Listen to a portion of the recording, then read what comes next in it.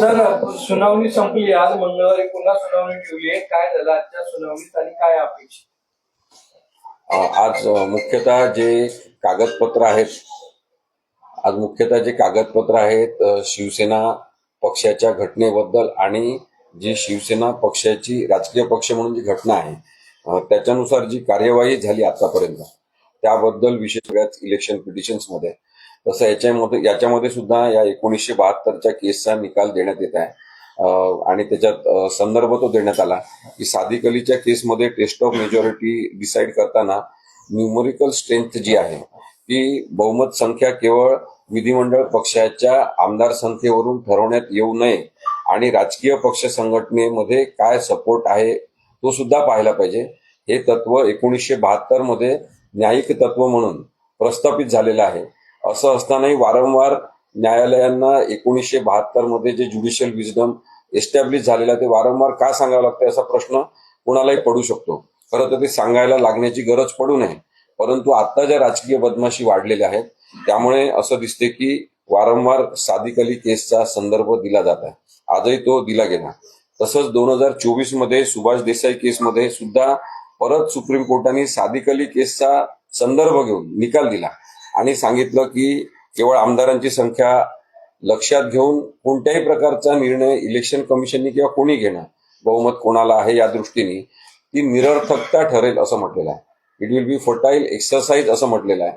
ते पण परत परत सांगावं लागते, कारण की परत एकदा आपण हे पाहू शकतो की राजकीय बदमाशी करणाऱ्याचं प्रमाण वाढलेलं आहे. निवडणूक आयोगाने हे दोन निर्णय म्हणजे सादिक अली केसमध्ये झालेला निर्णय आणि सुभाष देसाई केसमध्ये झालेला न्यायिक तत्वाचा जो निर्णय आहे तो लक्षात न घेता एकतर्फी निर्णय एकनाथ शिंदेच्या बाजूने दिला.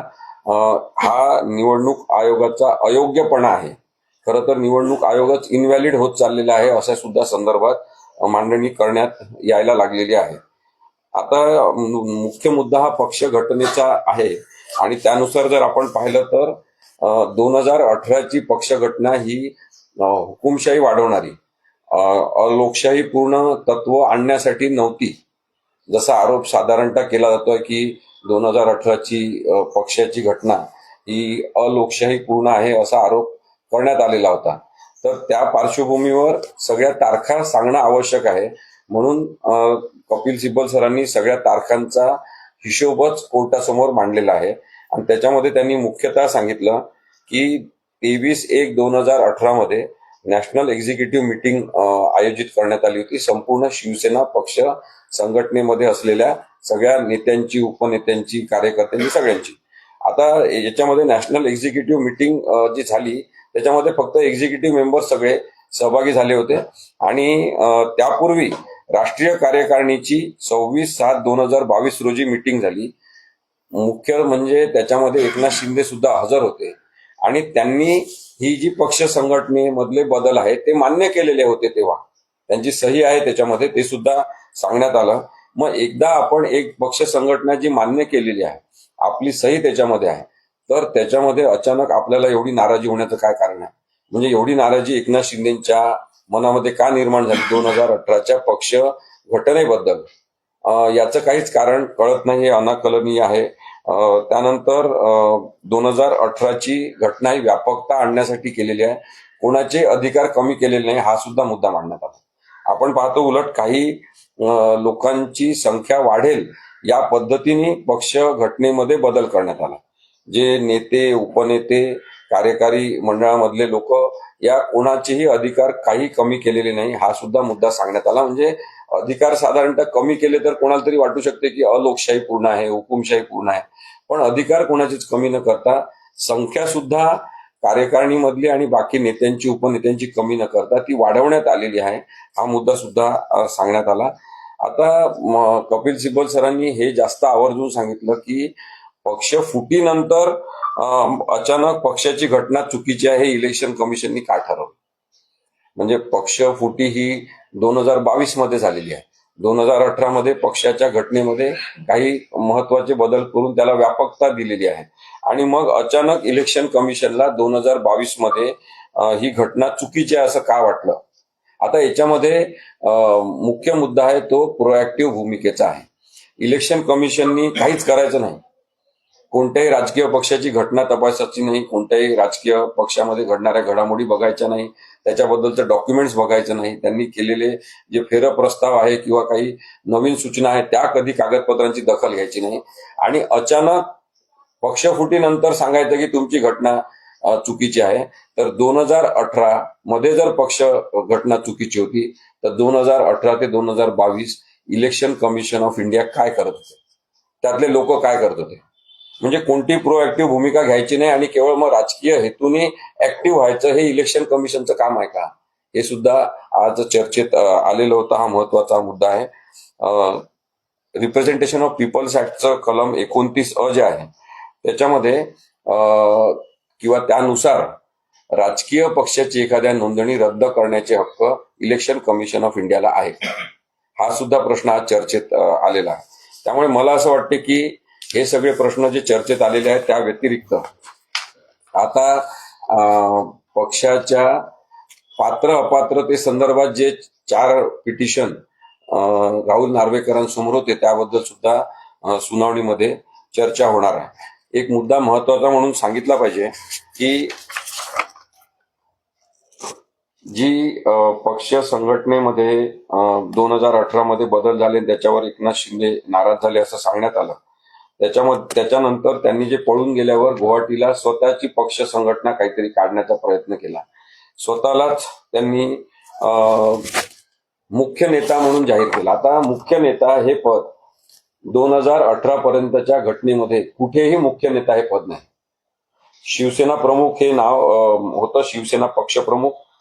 त्यानंतर पार्टी प्रेसिडेंट जे होतं. आता याच्यामध्ये पार्टी प्रेसिडेंट म्हणजे शिवसेना पक्ष प्रमुख. त्यांनी म्हटलं होतं त्याच्यामध्ये द पोस्ट ऑफ शिवसेना पक्ष pramukh as the party president is cancelled with immediate effect. All the powers and duties of party president will now be held and executed by chairman of the Rashtriya Karyakarini also non as मुख्य नेता. म्हणजे मुख्य नेता कोण? हे Eknath Shinde. The title of Shiv Sena, आता हे खूप महत्वाचं आहे की द टायटल ऑफ शिवसेना पक्ष pramukh will remain with Shri Uddhav Thackeray till he desires but will be an honorary post. Shiv Sena पक्ष प्रमुख हे जे टायटल आहे ते उद्धव ठाकरे यांच्याकडेच राहील, पण ते मार्गदर्शक राहतील. हा बदल जो एकनाथ शिंदेंनी गुवाहाटीमध्ये केला आणि स्वतःला जे पद आतापर्यंत कधी पक्ष घटनेत नव्हतं ते मुख्य नेता म्हणून नेमून घेतलं, त्याला हुकुमशाही म्हणतात. ते अलोकशाही पूर्ण आहे आणि ते चुकीचं आहे हे सुद्धा सांगण्यात आलं. नाही, हे गुवाहाटीचं आहे. हे आता मी वाचून दाखवलं ना, ते गुवाहाटीला त्यांनी केलेल्या पक्ष घटनेतल्या बदलाबद्दल आहे. आणि म्हणून पक्ष संघटनेचा सपोर्ट पाहायला पाहिजे हे वारंवार मांडण्यात आलेलं आहे. 19,41,815 लोकांनी पक्ष संघटना उद्धव ठाकरेंच्या बाजूने आहे असे प्रतिज्ञापत्र दाखल केले. ते का बघितले नाही हा मुद्दा पुन्हा पुन्हा चर्चेत आलेला.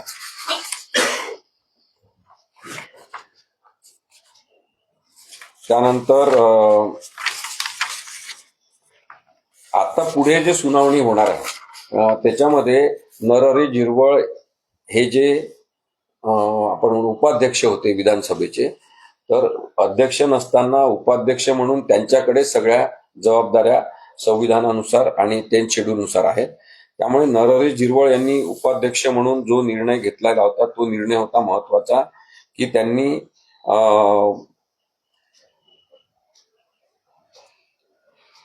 उद्धव ठाकरेंच्या बाजूने निर्णय घेताना 21/6/2022 रोजी त्यांनी जे लीडर चेंज केले त्याला मान्यता दिली होती.